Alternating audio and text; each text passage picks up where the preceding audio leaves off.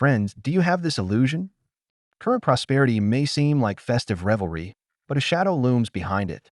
The Federal Reserve just announced an interest rate cut, and Wall Street instantly buzzed with activity. The stock market is soaring, the bond market is abuzz with excitement, financial news anchors seem as if they've won the jackpot, and social media is filled with cheers of, finally, a turning point. But do you feel a tinge of unease? Are those happy headlines proclaiming the end of the tightening cycle, and those smiling faces on your screen believable? If you shift your gaze from the screen to your supermarket receipt, rent bill, or gas tank balance, you'll discover that, beyond the cheers, inflation is awakening and slowly opening its eyes. A rate cut isn't a gift. It's more like opening a floodgate and unleashing a torrent. Asset prices rise, demand is reignited, and the most formidable beast of all is truly awakened from its slumber, inflation. Why do I dare say this? Because one sign after another is becoming irrefutable evidence. Hi, I'm Daryl Hart, a blogger who loves talking about financial gossip. Today, I will analyze these 5 pieces of evidence one by one. But first, understand that inflation isn't just a threat, it's a migration of wealth. Some will be swallowed by it, while others will seize the opportunity to thrive. The key is whether you're on the downstream side of the flood or in the boat carrying you upstream. 1. Thunder rolls, commodities roar. Inflation never arrives out of nowhere. It has precursors. The most sensitive indicator isn't the stock or bond market, but the metals market. Remember 2009, when the Federal Reserve aggressively cut interest rates and flooded the market with money? Copper and iron ore prices were the first to surge, and a year later, the CPI jumped above 3%. Consider 2020. After the pandemic, liquidity surged like a dam breaking. Initially, metals and commodities surged, but a few months later, the US CPI soared to 9%. Central banks were stunned. Today, the same phenomenon is reappearing. Funds are pouring into commodity funds. Metal ETFs have attracted more than double the amount of money in the first 6 months of 2025 than in the first 6 months of 2020. Copper-related ETFs have seen their highest monthly inflows in 3 years. Copper prices have surpassed $9,500, nickel prices have reached their highest levels, and aluminum prices have increased for 6 consecutive weeks. This isn't a minor issue. Copper is known as the economic thermometer, while nickel and cobalt are essential to batteries. Their rising prices mean pressure is building at every stage of the industrial process. Rising manufacturing costs lead to price increases that manufacturers pass on to consumers, resulting in rising consumer prices, rising CPI, and increased wage demands. This leads to further price increases by businesses. This is a self-reinforcing cycle that, once started, is difficult to stop. Imagine that 6 months from now, when you go to an e-commerce platform to buy a new phone, the price is hundreds of dollars higher than it was a few months ago. Then, when you go to a decorating company, you find that the quotes for lumber, copper wire, and aluminum have all increased significantly. You realize today's metal price curve is a sneak peek at your future bills. 2. Fires in the workshop. Factory costs soar. If the volatility in commodities is distant thunder, then the data from factories is the first lightning strike. In the summer of 2025, the US ISM prices paid index remained above 60 for 2 consecutive months. What does this mean? It means that the vast majority of factory owners are saying raw materials are getting more expensive and will only continue to do so in the future. Picture a parts factory in Detroit where machines roar and workers sweat. The factory manager's face darkens as he hangs up the phone. The supplier has announced a 5% price increase for steel and an even greater increase for plastic. The factory manager has no choice but to raise prices or lose money. A few weeks later, you walk into a car showroom and notice that the price tags have quietly changed. This is the most direct transmission path of inflation. Rising raw material prices, factory price increases, retail prices rise, consumers pay, workers demand, wage increases, companies raise prices again. It's a vicious cycle, one round after another. At this point, the Federal Reserve's interest rate cut is like a bucket of gasoline, rapidly turning this flame into a raging fire. History tells us that this very policy error plunged the United States into stagflation in the 1970s. That situation was only quelled by Paul Volcker's 20% interest rate hike. Is the situation repeating itself today? 3. Shadows in the heart. People's expectations. The most harmful aspect of inflation isn't how much prices rise, but rather how deeply inflation expectations take root in people's minds.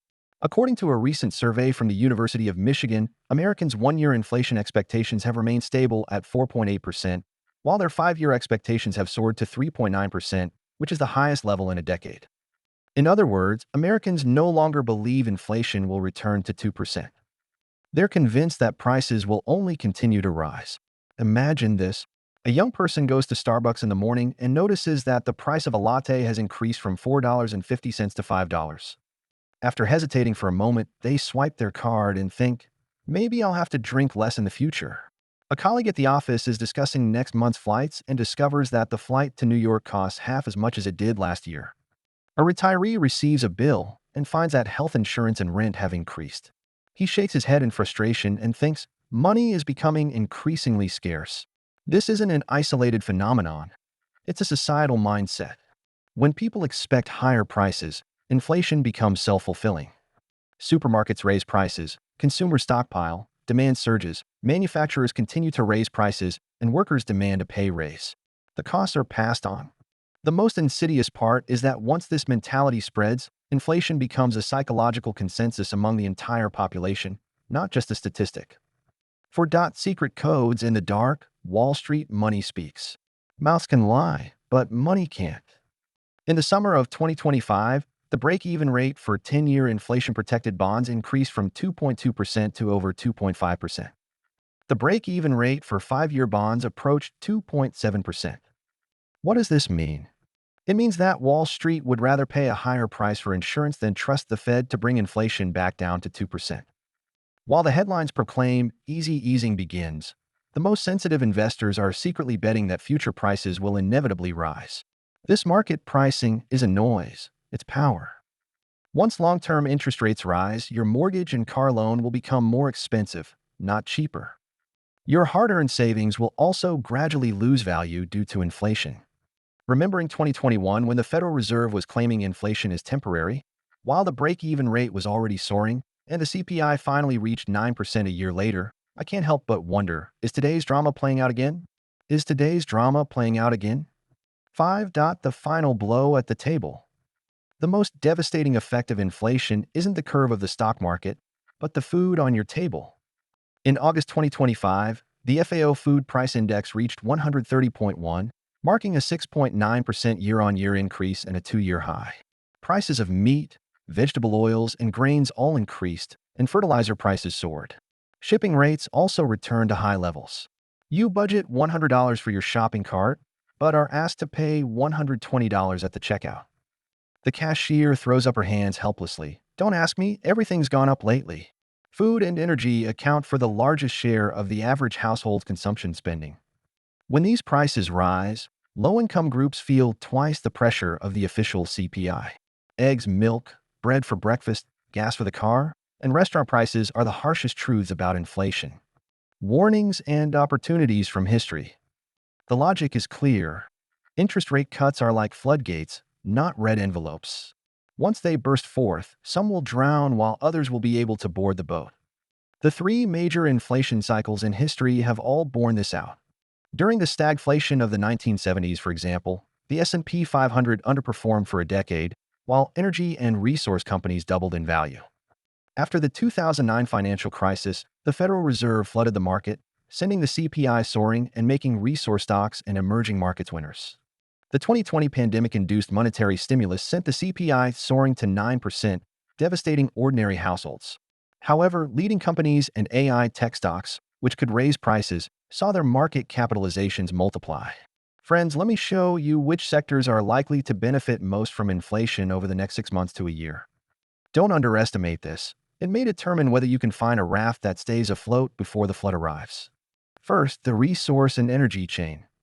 It is the original winner of inflation. Do you know what causes inflation? Raw materials. Copper, nickel, and aluminum are the thermometers of the economy. Imagine if copper prices soared to $10,000. Is it just a game of numbers in the futures market? No, it means that the cost of everything from electric car batteries to grid upgrades to the phone in your hand is rising. Interestingly, however, it's never the consumers who benefit first, but rather the mining giants. In Chilean mines, for example, truckloads of copper ore are being sold at significantly higher prices than last year, and profit statement have doubled. Wall Street funds are also pouring into mining ETFs, which pushes their share prices up even more than copper prices.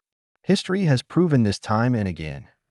During the stagflation of the 1970s, for example, the S&P 500 failed to outperform inflation for a decade, yet energy giants like Exxon and Mobil doubled their market capitalizations. In 2021, copper prices soared, making Glencore and BHP Billiton darlings of the market. Thus, when inflation strikes, resources are the primary and most honest beneficiaries. Second, there are infrastructure and equipment suppliers.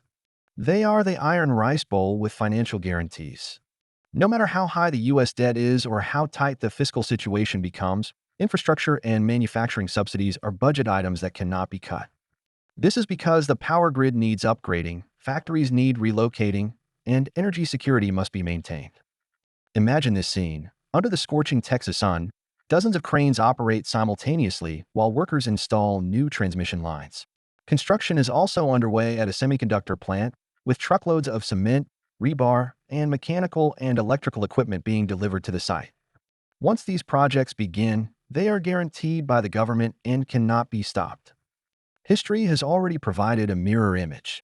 After the 2009 financial crisis, Caterpillar's orders for engineering equipment doubled.